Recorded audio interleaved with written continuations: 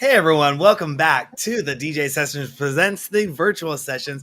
I'm your host, Darren, and right now I'm sitting in the virtual studios in Seattle, Washington, and coming in on the other side of the globe, about 8 hours ahead of time. So maybe it isn't halfway around the globe. We have Chris Coco coming in from London. Chris, how you doing today? Hi, I'm good. Yeah, nice to be here. Absolutely. I am definitely looking forward to this conversation. I was listening to some of your tracks beforehand, and I'm gonna say I love that chill out vibe. The Cafe Del Mar series has always been something that I've loved. I haven't been to Ibiza yet, but I'm planning to get there soon. But definitely love the down tempo ambient stuff that you have going on. So welcome to the show. Thank you. You're welcome. So you do a number of things. I was looking in and researching on you and checking out. You have we'll go into them one at a time. But the Melodica Weekly series, Chill Out Tent, you do remixes, and you got your label Disappear. Let's start with the Melodica Weekly series. When did you start that? I've been doing that for about 10 years, which is really crazy. I saw, you have about 600, was it 691 episodes or There's a lot. 691 shows, I should say, that I saw were up on Mixcloud. Were you doing it before Mixcloud and then you moved the library over to Mixcloud, or is that something you started with Mixcloud at the beginning? No, basically I met the guys from Mixcloud when they were starting the platform, and they told me about it and showed me the beta of it and everything. So I started doing shows with them right from the start of that platform, basically. It's something that, sorry, go ahead. Yeah, it's something that I do every week, and it's a way of talking to people about new music and sharing music with friends, and it's a way for me as a DJ. It's a way of keeping up with stuff and processing music, so that if you're not playing for a few weeks, you don't get left behind. And it's so the other thing is it makes me listen the way through, which is a bad thing to admit, but it's so easy to skip music now. But if you're doing a radio show, you have to listen to the track, obviously, which is Are you doing those as live streams through Mixcloud and then posting the audio, or is this something you do, in the studio and then upload to Mixcloud? I record it because it goes out on other radio stations as well at different times, but I always do it as live. So it's done in the time frame that it is. I think that's really important because it's a very different feel if you're talking about music while you're listening to music than you're just doing a dry clip on. I mean, you must know this from the work that you do. It's very different if it's live. It feels different, and there's an energy to what you do which is different. So I think that's really important. Yeah, in the early days of the show, I used to have to try to translate that energy as a live streaming DJ show, translate that energy rather than just a DJ standing there and playing. Now DJs are more animated when they're DJing. They're chatting, they're talking to the camera, they're engaging with the audience and doing that in the live stream. But back in the day, you had a lot of DJs and they were just sitting there and they weren't doing much. So if you go back to the early episodes of the DJ sessions, I used to dance next to the DJs and be like kind of pump it up so they could feel something, because a lot of DJs, they thrived off of playing in front of people at a club, and that's how they Mhm. could gauge how their set was going. Well, when you put them in a studio and there's no one in the studio, they were nervous because like I can't tell if I'm doing good or not because I have no audience response. It was very interesting those early days of live streaming to see how that was going. But yeah, trying to make that audience participation and everything go is interesting. And is this just you are the sole person that does the show, or do you ever have guests on the show? Very occasionally, but generally it's me. It's like it's a personal thing that I do, and some people like it, and people come and go. You know, people get really into it for 6 months, and then they move off to something else maybe. But it's totally is what it is. It's like me sharing my favorite records of the week with my listeners, and that's it's a very very simple basic format of radio where you have a kind of close relationship with the listener because it's you and them, and you're talking, and they're on, they might be listening on earbuds, they might be in bed, they might be on the train, wherever it is.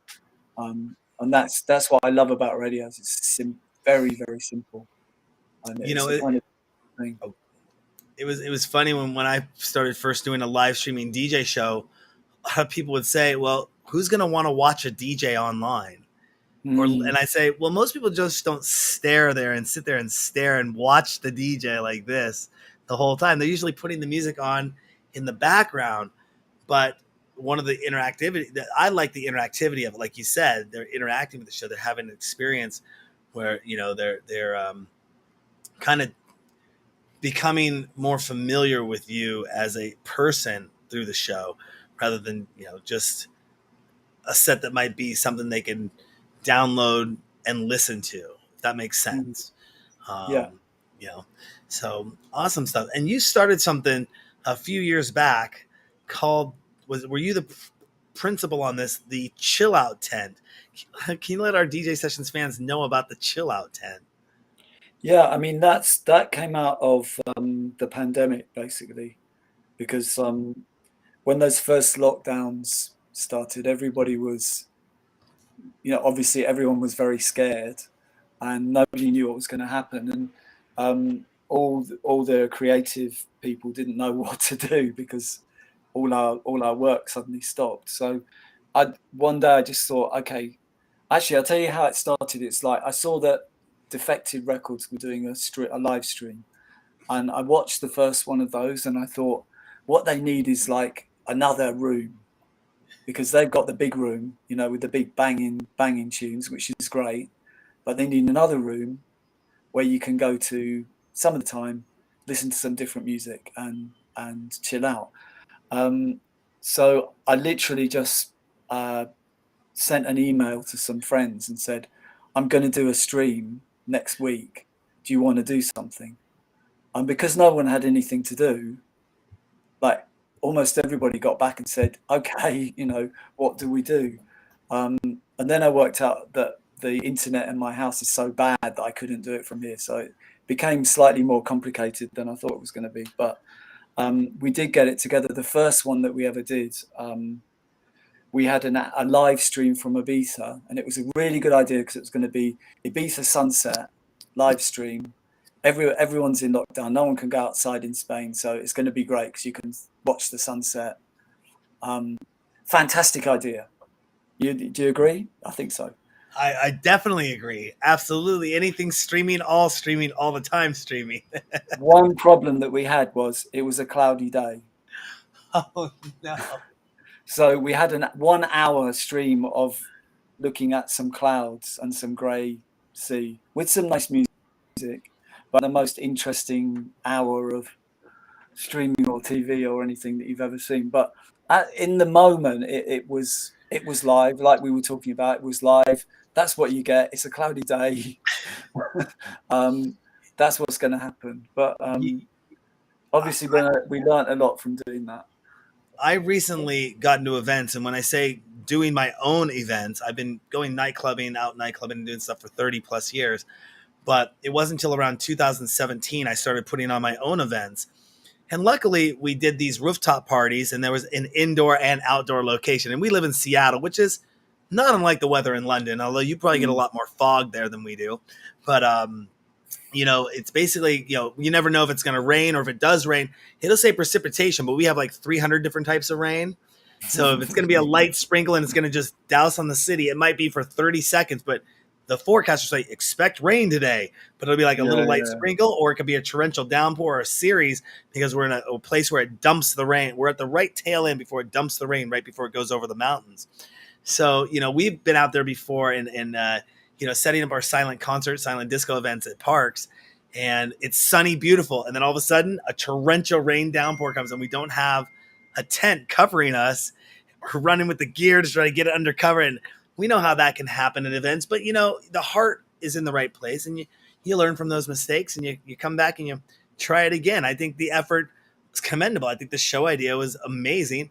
I tune in and love to watch the sunset sessions with especially the type of music. I'm sure if it's anything towards what you play, Mm. and what I know of you after researching, I would love to be not only would I love to be there on the beach with you, but I'd love to be watching something like that. Are you going to revisit that and bring that back to Ibiza? I mean, since the lockdowns have lifted, we've done less more live events because we can do that. We do a bi-weekly residency here in London. We worked on a festival called Where Love Lives, which was a weekend event in the south of England a few weeks ago, which was really nice. Like a small event, just a few hundred people, but really, really, really nice vibes. So we're working on more things like that. We're also it's connected to some of the other things we're going to talk about too, label and releases. So we made a compilation, which I actually made a CD as well, which I have here, so I can show you. That's volume one, correct? The That's Chill Out volume 10 one, volume yeah. one. So obviously it's digital, but we did a CD as well because people like CDs still. Some people like CDs, so we made some. Um, You know, and you still have those available up on Bandcamp, correct? yeah, they're on the Bandcamp page. Yeah, yeah. That is on the Bandcamp page. We got that queued up free show on the Bandcamp page. Go check out Oh, that look at that. That's amazing. Chill Out Tent But Volume 1, limited edition compact disc. I was talking to somebody yesterday, and we were talking about, that pressing vinyl. Obviously, there's like a long wait list. It almost takes about a year right now to get any vinyl press. And I was talking with another artist last week, Arroyo Yolo, and he surpassed the vinyl, and he went and made cassette tapes. And I was like, wow, there is a market for cassette tapes. And he actually used a Tascam recorder to record some of his music that he makes, because he really liked that tape sound. And then said, oh, well, can't get vinyl. Let's put it out on cassette tapes. And I know that's kind of making kind of a little bit of a comeback too, as a way to, wow, you got a tape mix. I mean, it goes back to the days of me making mixtapes when I was a kid, so we could play them in the car stereo or at home.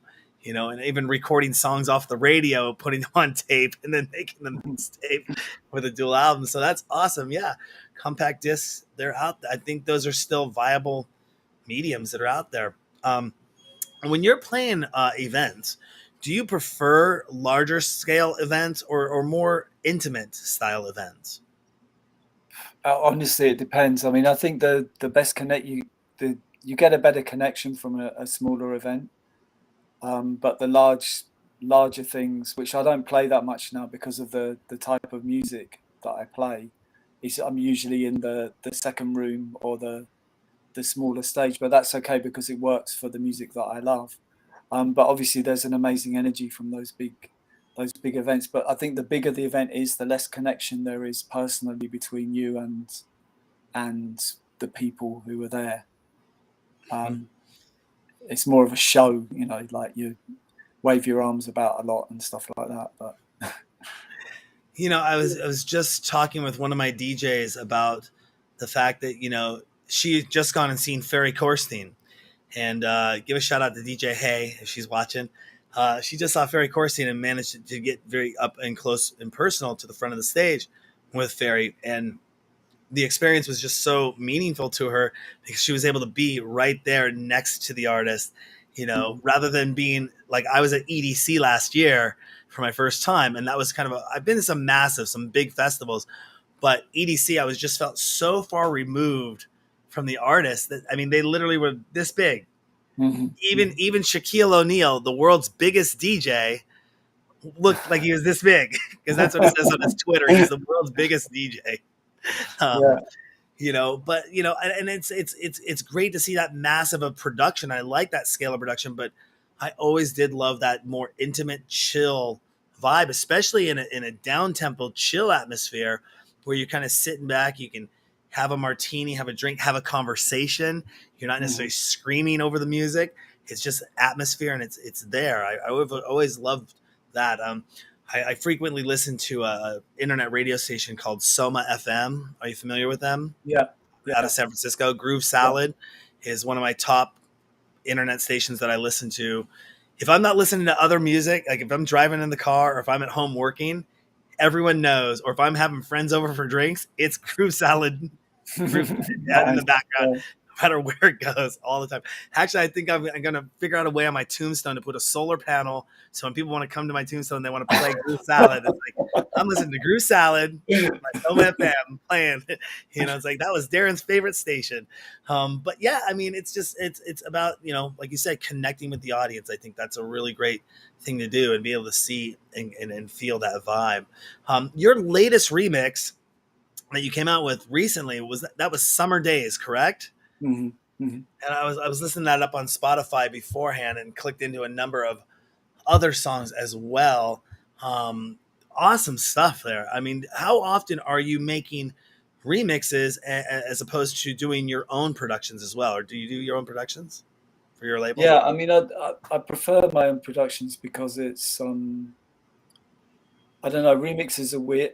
Remixes are strange because it's kind of it's like a job a lot of the time. I mean, the one that we're talking about, the Summer Days one, um, is an old friend of mine, Orchidea, it's actually a trance DJ, so it's from a completely different world.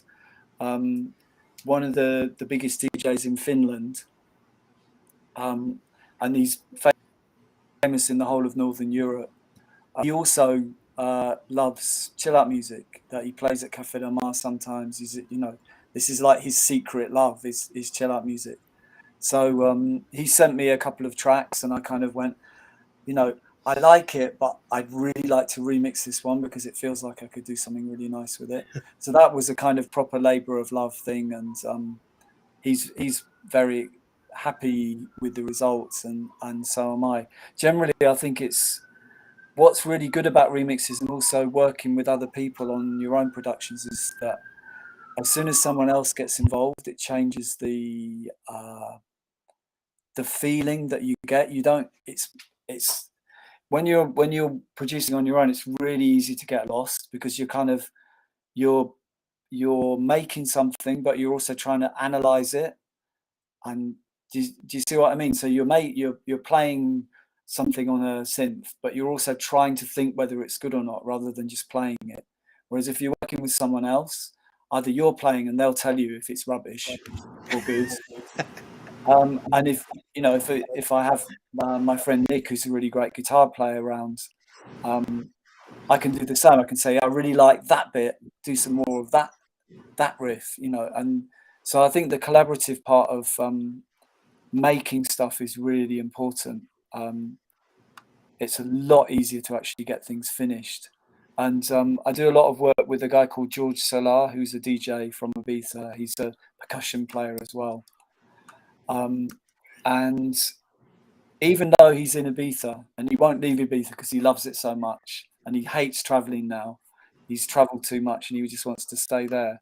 But even the idea of knowing that I'm making a track with him, it's like he's standing here behind my shoulder and he's kind of like smoking what he smokes and kind of going, nope, nope, nope, that bit. And that's really helpful. It sounds a bit silly, but it works for me. Absolutely. And you have the label. It looks like it says DSPPR, but that stands for disappear. Yeah, And that's correct. what can we expect from the direction of your label this year and going into 2023? I mean, obviously, there's a lot of my own stuff, but a lot of these collaborations that I was just talking about. Um, I'm making, for example, a really nice album with George because George is a bit obsessed with the kind of early 2000s kind of chill out sound of people like Thievery Corporation and Buzu Bayou, Zian and Camion. Um, this kind of like dubby, slightly dubby beats based stuff that kind of doesn't do a lot, but it's got enough hooks that you want to keep going back to it. Mhm. So we're this is what I've been working on in the last couple of weeks is mixing tracks for that. And it's going to be called Island Vibrations because he's on an island and it's all about rhythms basically. What we've done is we started with 10 different rhythms and then we've kind of gone seeing where they go to.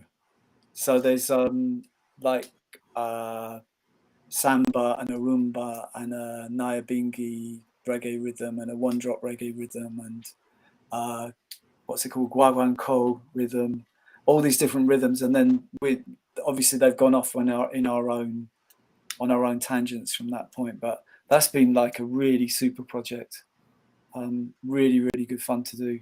So there'll be a Chris Coco album, like more chill out tent stuff. There's so many things happening at the moment. It's a bit silly really, but you know you got to We're gonna do it. take an audience question right now because I think this is relevant.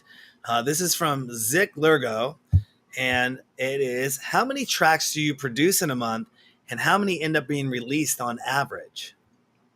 It really varies because from I never really worked it out. I mean, I'm producing stuff all the time. Obviously, there's some months when I'll be doing a lot of DJing and very little production, and then usually in the winter it's like every day in the studio. But I don't know.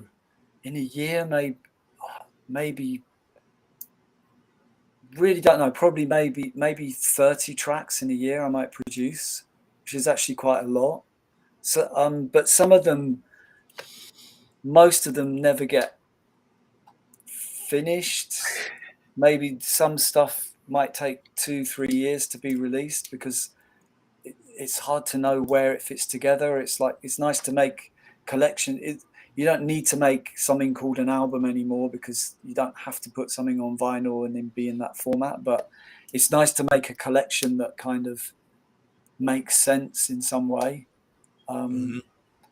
so I mean, obviously, again in the pandemic, I did a lot of stuff, as a lot of people did, produced a lot of stuff, but don't necessarily know what to do with it. I collaborated with a guy from Italy called DJ Rocca, Mhm. who's a great producer and a great person, lovely person as well. So there's an album that I made with him, which is going to come out somewhere at some point, but who knows where and when. So I mean, if it's a, you know, question from somebody who produces music, I think the answer is the key thing is to split the functions up. So make stuff, like concentrating on make stuff, get excited about making it and try and finish it in one way or another. But it's not going to be perfect because you're never going to make a perfect track. And then leave it for a little while and then come back with a different headspace and go, okay, what can I do with this? Who might like it? Where can I release it? You know, do I do it myself? Who's it aimed at? And all those questions. But don't try and do both at the same time because I think a lot of people do that. They're kind of like, you know, get a nice drum pattern and think this is going to be a massive hit. Tiesto's going to play it, whoever it is, you know, and it's not finished. You got it. The hardest thing is actually finishing stuff. And then after that, the hardest bit is working out what to do with it. But you can't do both at the same time. It's I always love it when guests don't know the questions I'm going to ask on the show, and they kind of just segue or lead into right into what I was going to ask, or say exactly, because my question I was going to ask you was, when you make music, do you make music with the intent of making it a popular track, or do you make music solely to satisfy yourself and success is a nice side effect? And you kind of just answered that, in a roundabout way. I was like, is he reading my questions? Can he see my screen? Like, I just mean, went I right think into it. I, I think there's a load of people who make music who basically the joy is making music and that's it. But I think the danger with that is you can become very self-indulgent, which is fine, but you can't. What I'm trying to say is you can't be totally self-indulgent, make something that is just for you, and then expect other people to like it. Other people might like it, and it might be massively successful, but if it's only for you, it's also possible that only you will like it. So I think when I'm making stuff, I'm always it's I I need to have an idea, a concept of what it's supposed to be, but there is an element of the making where I want it to be out in the world, and not just for me. Like I don't just keep stuff on my hard drive that's my favorite thing and listen to my own music all the time. I don't do that. Um, so I think there's an element of that, but you can't really expect lots of other people to like something just because you think it's really good. I think that's the thing. Yeah, absolutely. It doesn't really work like that. I mean, the way that I look at it actually is like each of the tracks is like when it's finished, when it's been mastered, it's like a little child or a little creature that no longer belongs to me, and then it goes out into the world, which is usually now obviously digital, and it has its own life. And sometimes they go out into the world and they do good things, and then they send me some money back, which is really great. And other times they go out into the world and they don't do so much, but that's okay because that happens sometimes, and you've got to love all your children. Well, I was reading through your bio, and a name popped up in there that kind of hit close to home in a sense of things, but it was funny because not very well known in the States, or at least not known to a lot of people that I know. And I have been listening to this gentleman for a long time. You were a tour DJ for Robbie Williams. Mm. And, it was funny. I was just in a gathering, a group of people the other day, and they put on Rock DJ, which is one of my top favorite songs by him. I just love that track. It always pumps me up and gets me going. Back in that era when he was doing, Supreme and that, I was actually in a grocery store. No, I was shopping at like a Target or something the other day, and Supreme comes on in the background. It's a weird Robbie Williams moment over the course of the last month that I hear a couple of his songs out there, but a lot of stateside people aren't too familiar with them. But just wanted to, that must have been a lot of fun being part of that. When was that? That was ages ago. It was Ages ago. Yeah, I figured it was probably 20 years ago. 2006. Yeah. Okay, yeah, probably about Yeah. 16, 15 years ago. I just So saw that name pop up and I was like, oh, Robbie Williams. Yeah, I know Robbie. I love Robbie. yeah. All the fun So stuff. that was before the kind of the era of the superstar DJ. So Yeah. it's, Yeah. And, you have seen, I mean, doing stuff started in the 80s.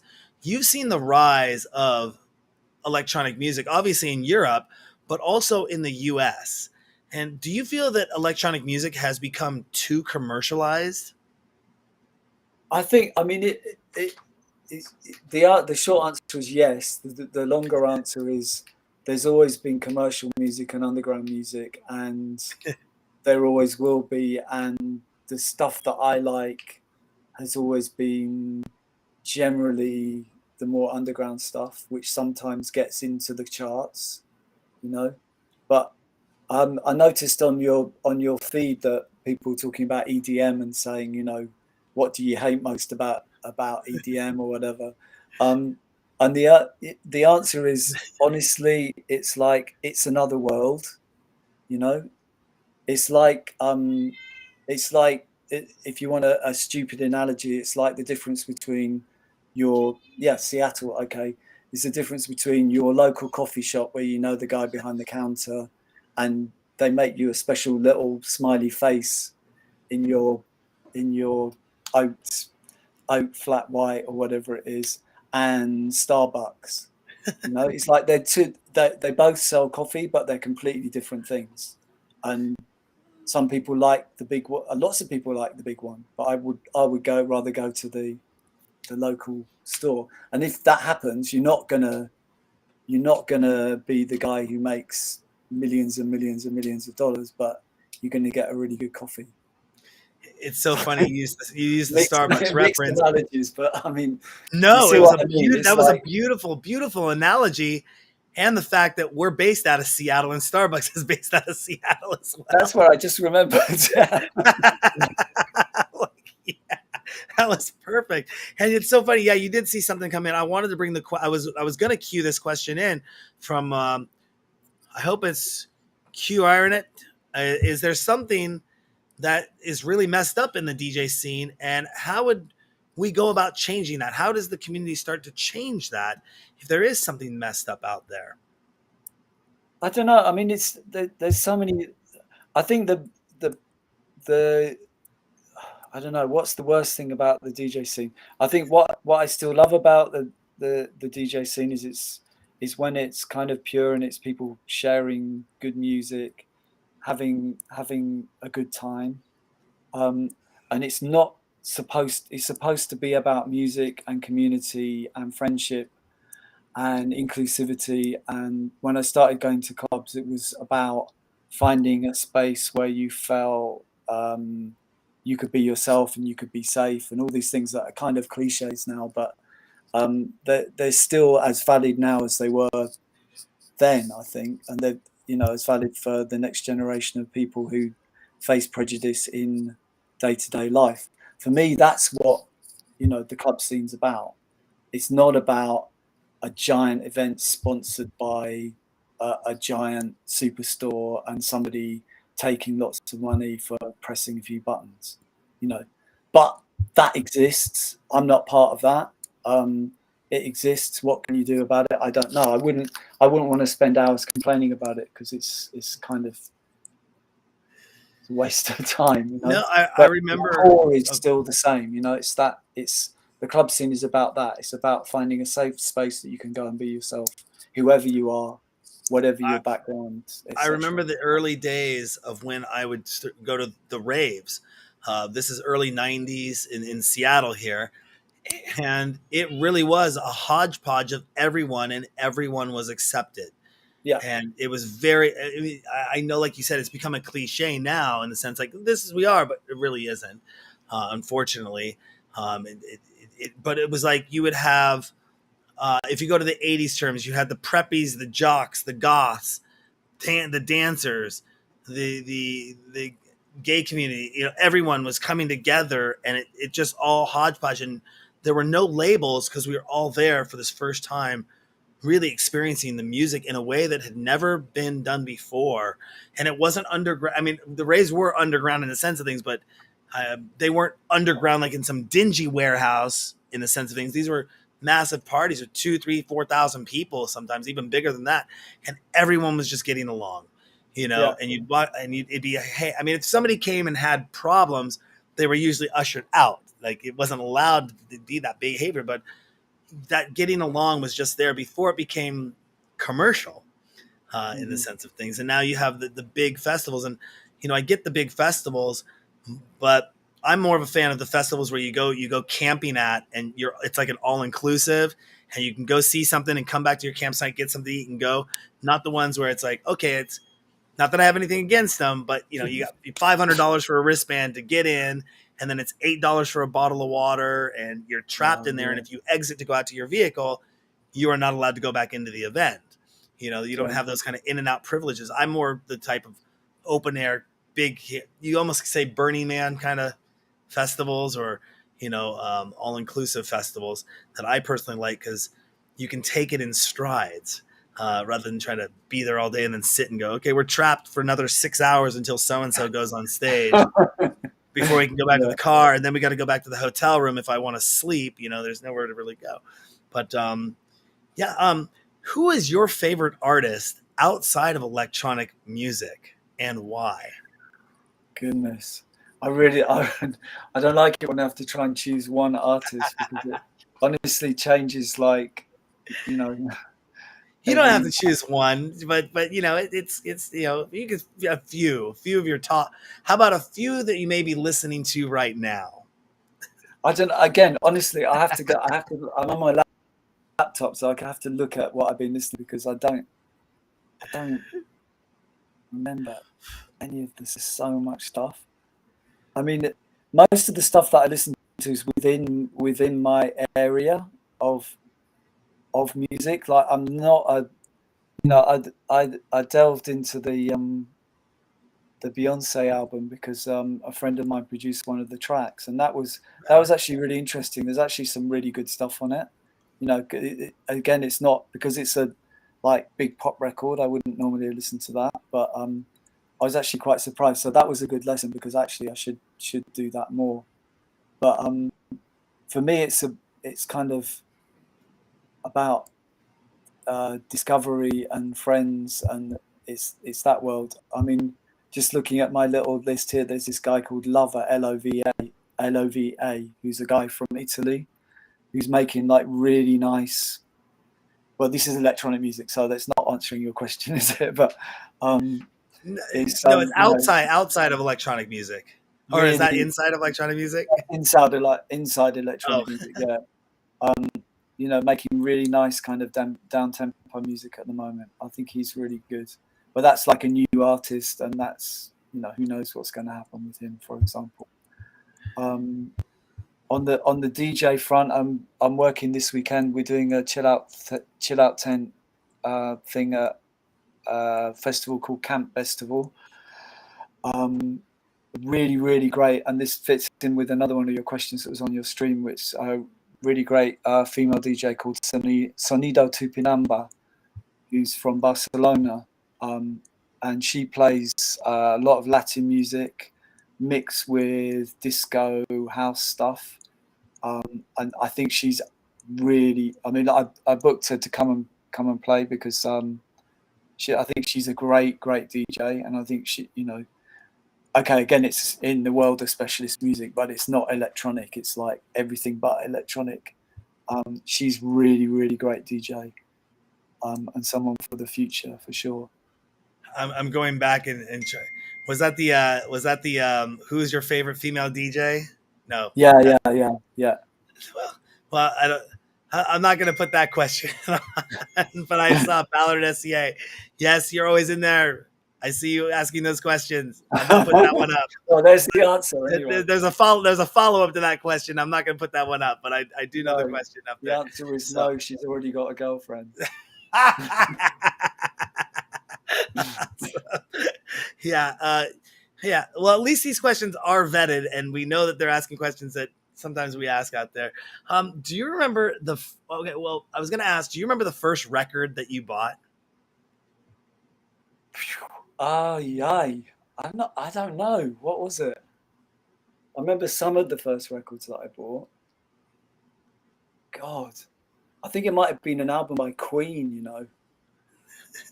which is a bit embarrassing, really, but there wasn't a lot of good music around at the time. God, the first dance record that I bought was Step by Step by Divine, which is like massive arpeggio, really, really, really, really, really long 12-inch single. I think that was the first 12-inch single that I bought. What was yours? First album that I bought. You see, It it's wasn't. hard, It isn't wasn't. it? It wasn't an album. It wasn't an album. I think the first album, the first cassette tape I think I bought was with my own money. Was either Paula Abdul Straight Up, or it was Depeche Mode Personal Jesus on Nice. Well, that's single a good one. cassette. Yeah, I think it might have been. It was right around the same time when cassette singles had come out, and they were selling for like 99 cents. Yeah, yeah. And I remember rocking that out. I remember my mom. I was kind of dancing to it in the car, the Depeche Mode one, not Paula Abdul, but was dancing that in the car. And I remember my mom kind of looking over at me, going, what's this guy? What is What's he this? listening to? You know, it's dom dom dom dom dom dom dom dom dom Yeah, here yeah, on. You know, and I was just like, I really love that track. I let the whole Violator album was just phenomenal. yeah, yeah. And then later in life, I started working in a music store, and it was every paycheck you'd buy the 3 CDs or 4 CDs that came out. How that goes and build the collection. But yeah, I think that was it. I mean, I had the first concert that I ever went to, and the first tape I think my brothers ever gave me was the Beastie Boys' "License to Ill" album. Nice. Um, oh no, you know what? I think it was "Raising Hell" by Run DMC was the Also first nice. tape I ever asked to get because I was getting into rap music at that time. It was what 80 whatever 80s 80. I was probably 8 years old, maybe 9, maybe 10 years old at the time. No, because Beastie Boys was 86, so I would have been 12 when I went to my first concert. So Run DMC might have come out in 85 with "Raising Hell." I think it was one of the first ones. And I remember it had they swore one time on the record. And every time I was singing the song, my parents knew I memorized the whole damn album. So it wasn't like, Yeah, yeah, and I tried to bleep that out so I wouldn't get in trouble for saying the swear word. But it's like, we know you know the swear words, you know? yeah. Uh, but yeah, that was, I think "Raising Hell" was actually the first one. But I grew up listening to Queen, Supertramp, Fleetwood Mac. My dad was heavy into all of them a Nice. lot. So Yeah, yeah. love growing up with Freddie. Um, Now, what is an essential track that is out right now that no one should miss out on, and why? If you could take a track that you're like, this is going to be playing this weekend, this is going to be in my set, what's something that should be in everyone's mix right now, especially when it comes to your genre, the down tempo, ambient kind of genre? What's an essential track no one should miss out on right now? God, again, I've got to look in my little folder, haven't I? It's like there's so much stuff. Honestly, it's just crazy. No, probably not that. How long have I got? I mean, I'll tell you that. Yeah, there's quite a few things, different genres. There's there's one track which I um, full disclosure is on my label, but it's called "She Misses You." It's by this producer called Sun Life, who's from Southeast London, so not far from here. And it's an ambient track, but it's basically a soundtrack he made for a movie that his friends were making, but they never finished making the movie. But he ended up making the soundtrack anyway. That's a beautiful, beautiful track. Um, what else is there? There's the new one from Eddie Chacon, stateside California location, which is really lovely. Like I think he's a great artist. And that's I'm just thinking of things that are on my radio show next week.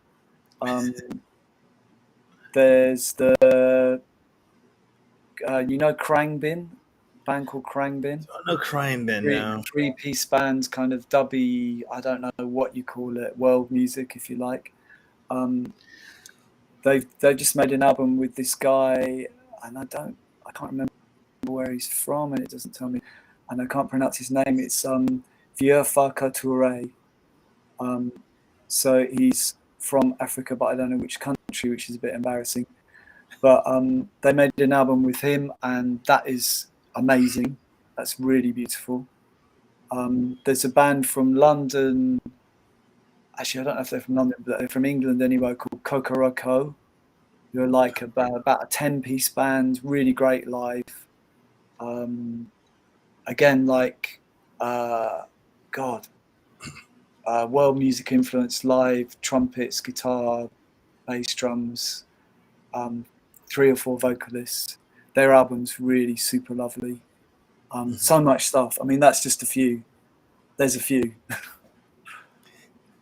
And thank you for that. That's a very extensive list. Everyone go and look those artists up. And you can always rewind the show and get the names. Use that Google search engine or Bing search engine or DuckDuckGo if you go that route. Uh, Here's a question for you.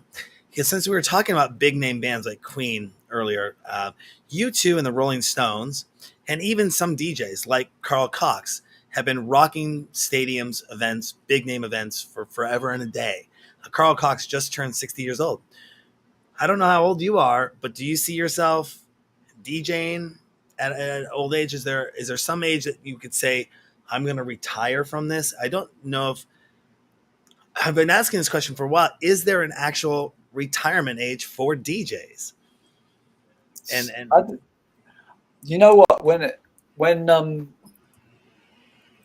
when I was started out playing in the Acid House days, which is obviously a really long time ago, I was kind of joking, saying I'm going to be playing "Promised Land" by Joe Smooth in old people's homes one day, and I still think that that's true, you know, because I think that you can see those like old ravers who are still raving, and there's old DJs who are still DJing, and I think it's fine as long as I tell you what, the thing that changed it for me, and when I realised that I don't think you're going to give up DJing, because it's just like, if music is what you do, then you're going to be listening to music and collecting music and playing music, even if it's just to your friends in your house.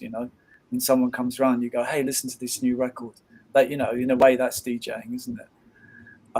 So I don't think there's a retirement point from that point of view. But the thing that changed it for me was, like, I've got two kids, and it's like, I think there's a point where you've got to let it go to the next generation. Because, like, there was one time when I was DJing, and I was looking at the audience, and I was looking at this girl in the audience, and I was thinking, wow, she's really pretty. And then I was thinking, but she would want to go out with my son, not with me.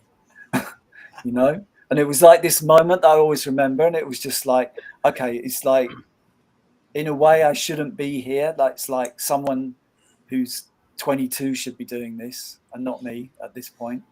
So I think it depends what you're doing. I think the stuff that I do is fine, because it's timeless and ageless, and you can be a little kid, or you can be an old woman, and it's absolutely fine to listen to this broad range of chill out Balearic music, and it's fine to play music for sunsets up to your last dying breath. I think that'd be a great way to go, wouldn't it? So absolutely. I think you have to be like, I don't know, I don't want to use the word, you just have to be aware of your age and who you are, and not be stupid, I think. I like the way that you said it'd be the way to go, because earlier in the conversation I said I'm going to try to take it with me. Yeah, you did, didn't you? That's right. You've got I'm your not letting it go. smooth salad playing. Yeah. Exactly, exactly. What has been the best decision you've made in favor of your artist career? There's one thing you could say, I did this, and this is the best thing I could have ever done. What would be the best decision you ever made in favor of your artist career? The honest answer to that is, like, all the best things that I've ever done were not my decision. It was like uh, more luck than judgment. Not, I mean, no, it was more like process than that. I don't think there's anything where I've gone like, I'm going to go after this thing, I'm going to get it, and it's happened. It's always been like, hey, I'm going along and I'm playing this music, and it's like, oh, someone wants me to do this radio show. Okay, that turned out to be a good decision, saying okay, but it was. Do you see what I mean? And I think that's.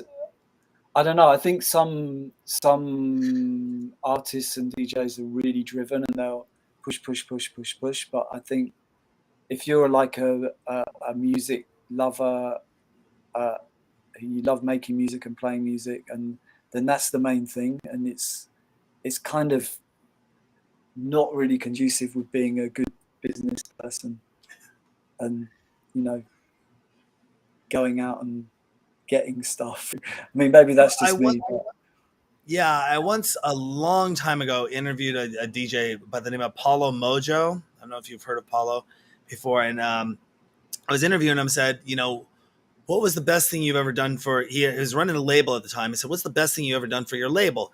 He said, "Not having me run it." because Okay, that's a good he was one. trying to be a DJ and run a label, and he literally ran it into the ground. And Hmm. then he said, you know what? He went and hired somebody to run his label for him, and it started just exponentially growing and getting better and better as somebody was running his label. And I can relate to that kind of catalyst when the DJ sessions for me was my baby for 11 years. Pretty much it was me running every aspect of it, and it wasn't until 2020 that I brought on one assistant to just help me do some outreach, send some emails every week. And then that led to me hiring somebody out of the UK to do PR and outreach. And then it led me to getting a virtual assistant over in Thailand. And then it led to me getting a website developer team and a mobile app developer team and a virtual reality developer team. And Wow. now I Okay. have a team of resident DJs as well, that we, about 20 DJs that we're growing as well. And now we have this, if I put down a list, it's like 30 people plus myself now that I work with to help grow this. But I've seen the difference grow. That's the one thing I think I can share with people is you can try to bite off and do everything yourself and on your own, but sometimes it just takes a teamwork. But it's hard when it's your baby, it's your child. Like you said, you put these children out into the world, and something might work. And I come up with ideas all the time. I don't know what's going to work, what's not going to work. But sometimes you put something out there and maybe a little money comes back. And sometimes you put it out there and nothing happens, but you still love that you did it. I like that Mhm. you said that earlier. So awesome. I think And that's really very, very good advice for me. Actually, is that I think it's like if you're a kind of introvert person, you tend to want to do everything yourself, and it's really hard to kind of let go of things sometimes. But it's important to get people who are dedicated to what they do to do what they do well. I think it's very, very good advice. I've been thinking about the same thing actually for the my label, because for the same reason that it's kind of not committed enough to running a label because I'm doing all my own stuff, and you need to have that commitment. So I think I might follow your advice and hire someone for a day a week. yeah, a See virtual how it assistants goes. definitely. I mean, now that people are accustomed to working from home or working around the world, finding somebody that's a virtual assistant just to take on some of those day to day Mm. duties of just even answering emails. And it took me time. Like my VA, it took me time. Like he was just shooting out emails, and when they came back, I'd say just forward them to me. But Okay, yeah, at least yeah, the yeah, emails were going yeah. out and I was coming back and answering them. And then over time, I would CC them or BCC them on the emails so they could see how I'm responding. And there'd be almost template responses I was giving over and over again. And I said, Yeah, yeah, look at the yeah, past 25 times I responded in 25 different ways.